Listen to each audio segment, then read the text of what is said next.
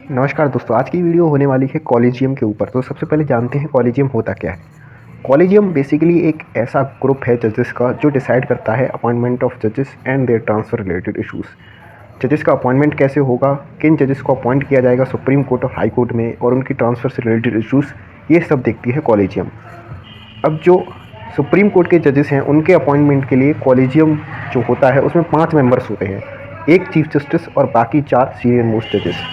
ऐसे ही high court के appointment के लिए एक कॉलेजियम होता है, उसमें 3 मेंबर्स होते हैं, एक चीफ जस्टिस ऑफ इंडिया और बाकी 2 अदर जजेस, द अदर सीनियर मोस्ट जजेस। ऐसे ही हाई कोर्ट्स में भी अपनी अपनी कॉलेजियम होती है जो कि अपनी रिकमेंडेशन भेजती है सुप्रीम कोर्ट के कॉलेजियम के पास। लेकिन हाई कोर्ट की जो कॉलेजियम है उसके पास लिमिटेड पावर्स हैं, उसके पास इतनी पावर्स नहीं है जितनी सुप्रीम कोर्ट के पास पावर्स हैं।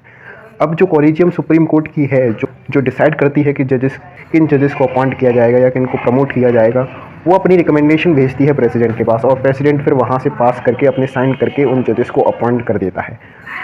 तो यहाँ पे जो इनकी एडवाइस होती है वो बाइंडिंग होती है। करंटली एडवाइस जो है वो बाइंडिंग होती है। अब बात करते हैं जो कॉलेजियम सिस्टम है वो कैसे इवॉल्व हुआ।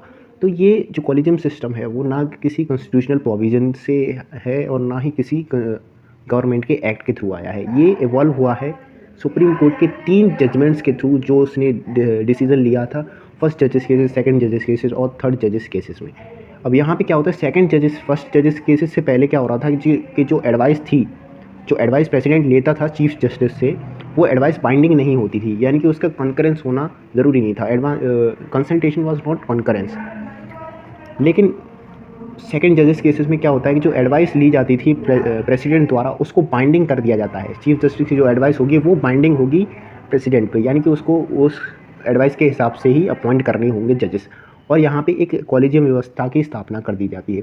यानी कि जो एडवाइस है चीफ जस्टिस की, उसका मतलब होगा chief justice including 2 other senior most जजेस। यानी कि जो कॉलेजियम है उसमें 3 मेंबर्स होंगे, एक चीफ जस्टिस और 2 सीनियर मोस्ट जजेस। ये लोग डिसाइड करेंगे, ये लोग एडवाइस देंगे प्रेसिडेंट को और वो एडवाइस बाइंडिंग होगी। वहीं थर्ड जजेस केसेस में क्या होता है कि जो कॉलेजियम है उसको प्रॉपरली डिफाइन करके एक प्रॉपर स्ट्रक्चर में प्रेजेंट किया जाता है, और जो 3 लोगों की कॉलेजियम को बढ़ाकर 5 लोगों की कॉलेजियम कर दिया जाता है, जिसमें चीफ जस्टिस और अदर 4 सीनियर मोस्ट जजेस होते हैं। तो चलिए अब बात करते हैं जजेस की जो अपॉइंटमेंट होती है उसमें कंट्रोवर्सीज़ हमें क्या देखने को मिलती हैं। तो सबसे पहले 1973 से पहले एक कन्वेंशन था कि जो सीनियर मोस्ट जज होगा सुप्रीम कोर्ट का, उसको चीफ जस्टिस अपॉइंट कर दिया जाएगा प्रेसिडेंट द्वारा। तो लेकिन 1973 में क्या होता है कि ए एंड रे सक्सीड कर जाते हैं 3 सीनियर जजेस से, और उनको चीफ जस्टिस बना दिया जाता है। बाकी जो 3 जजेस होते हैं वो फिर अपना रेजिग्नेशन दे देते हैं। और इसके पीछे कारण ये था कि जो 3 सीनियर जजेस थे वो केशवानंद भारती केस की बेंच में शामिल थे, जिसका डिसीजन फेवरेबल नहीं लगा गवर्नमेंट को। ऐसे ही इंसिडेंट 1977 में हमें देखने को मिलता है जब एमयू बेग सक्सीड करते हैं एचआर खन्ना को। यहाँ पे भी सिमिलर केस बन रहा होता है कि जो डिसीजन इनके द्वारा लिया गया वो गवर्नमेंट के फेवर में नहीं था। तो कहते हैं क्या ये जो कॉलेजियम व्यवस्था है वो एकदम साउंड है, एकदम परफेक्ट है, इसमें कोई फ्लॉज नहीं है। तो ऐसा बिल्कुल नहीं है, इसमें फ्लॉज हैं, इसमें रिफॉर्म्स की ज़रूरत है।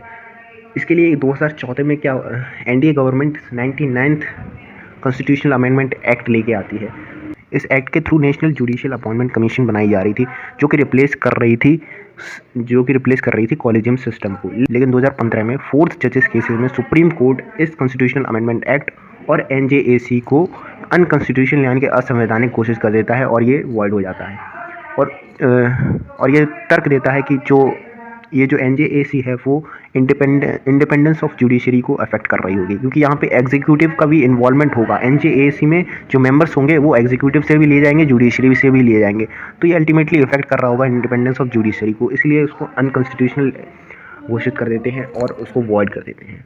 अब बात करते हैं जो करंट सिचुएशन है, जो आज की डेट है वो क्या है। उसमें अभी भी कॉलेजियम सिस्टम ही फॉलो हो रहा है, लेकिन जो अभी करंट कॉलेजियम जो है वो 6 मेंबर्स की है, 5 की जगह 6 मेंबर्स के। ऐसा क्यों है, क्योंकि जो 4 जजेस जो होते हैं वो एलिजिबल नहीं है चीफ जस्टिस बनने के लिए, और चीफ जस्टिस ऑफ इंडिया बनने के लिए कॉलेजियम का मेंबर होना ज़रूरी है। इसलिए कॉलेजियम अभी 6 मेंबर्स की है। जो 6वें मेंबर हैं वो हमारे नेक्स्ट चीफ जस्टिस होंगे।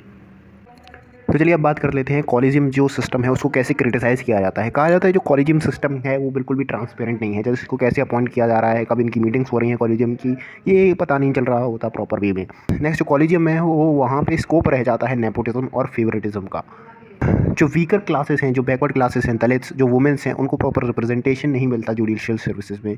ये भी एक पॉइंट है क्रिटिस। अब बात करते हैं कॉलेजियम के फेवर में क्या क्या तर्क दिए जाते हैं। तो कॉलेजियम जो सिस्टम है, कहा जाता है बिल्कुल भी इंडिपेंडेंस है एग्जीक्यूटिव से। एग्जीक्यूटिव पे यहाँ पे कोई रोल रह नहीं जाता, तो जुडिशरी की जो इंडिपेंडेंस है वो यहाँ पर सुनिश्चित हो जाती है। जस्टिस यू ललित, जो हमारे फॉर्मर एक्स चीफ जस्टिस थे, वो कहते हैं कि जो कॉलेजियम सिस्टम है वो नियरली परफेक्ट सिस्टम है, इससे बेहतर कोई सिस्टम नहीं है। जो कॉलेजियम है वो प्रॉपर्ली डिसाइड कर सकती है कि किन जजेस को अपॉइंट किया जाना है, क्योंकि हम लोग मॉनिटर कर रहे हैं जजेस के वर्क को, उनकी परफॉर्मेंस को, तो हम बेहतर ये निर्णय ले सकते हैं कि कैसे जजेस को अपॉइंट किया जा रहा होगा। जो हमारे करंट चीफ जस्टिस हैं DY चंद्रचूड़, वो कहते हैं कि जो कॉलेजियम सिस्टम है वो ऐसा नहीं है कि बिल्कुल परफेक्ट है, इसमें भी कुछ कमियां हैं, लेकिन जो एग्जिस्टिंग सिस्टम्स हैं वो इन सब में बेस्ट है। तो ये थी हमारी वीडियो आज की कॉलेजियम के बारे में। आपकी क्या राय है कॉलेजियम के बारे में या NJAC के बारे में, वो हमें कमेंट करके ज़रूर बताएं। वीडियो में कोई मिस्टेक हुई हो या फिर आपका कोई सुझाव हो या फिर आप कुछ ऐड करना चाहते हो तो कमेंट करके ज़रूर बताएं। वीडियो पसंद आई हो तो लाइक और शेयर ज़रूर करें। कहीं से नया इस चैनल को सब्सक्राइब तो कर ही देना। मिलते हैं नेक्स्ट वीडियो में।